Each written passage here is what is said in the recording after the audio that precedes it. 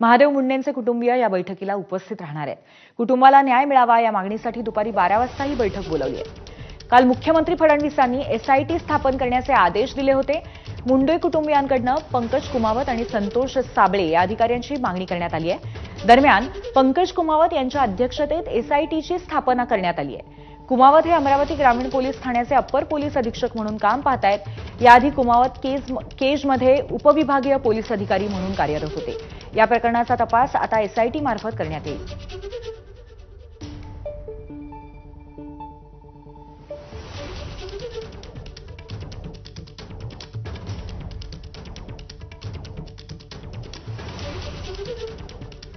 तर पंकज कुमावत कोण आहेत आपण एक नजर टाकूयात। पंकज कुमावत सध्या अमरावती ग्रामीणमध्ये अपर पोलीस अधीक्षक आहेत।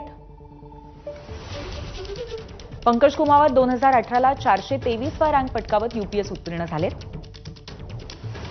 केज उपविभागीय पोलीस अधिकारी म्हणून केलेल्या कामाने ते चर्चेत आहेत। केजमध्ये बड्या नेत्यांचे गुटख्याचे साठे, पत्त्यांचे क्लब, बायोडिझेलवरती कुमावत यांच्याकडून कारवाई करण्यात आलेली आहे। कुमावतांच्या धडक कारवायांमुळे केज परिसरामध्ये माफिया राज संपुष्टात आलं आणि गुंडांना धडकी भरली।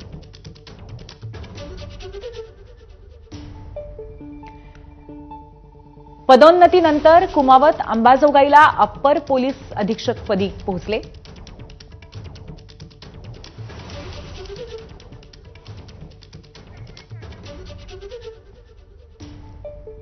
अंबाजोगाईमध्ये अप्पर पोलीस अधीक्षकांचा पदभार घेण्यापूर्वीच अमरावतीला त्यांची बदली झाली होती। वाल्मिक कराडमुळे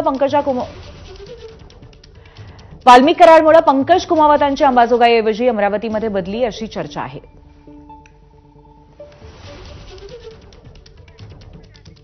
त्याचबरोबर संतोष साबळे कोण आहेत यावरही आपण एक नजर टाकूया।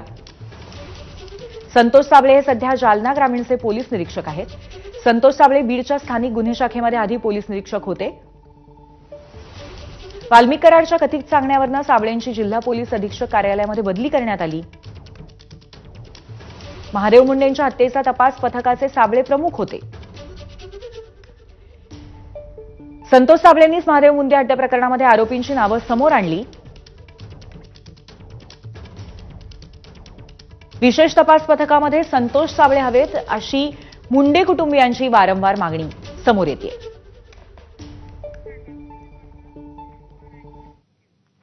पुढची बातमी बघूयात। भारताची अर्थव्यवस्था मरणपंथाला टेकली आहे या डोनाल्ड ट्रम्प यांच्या वक्तव्यावर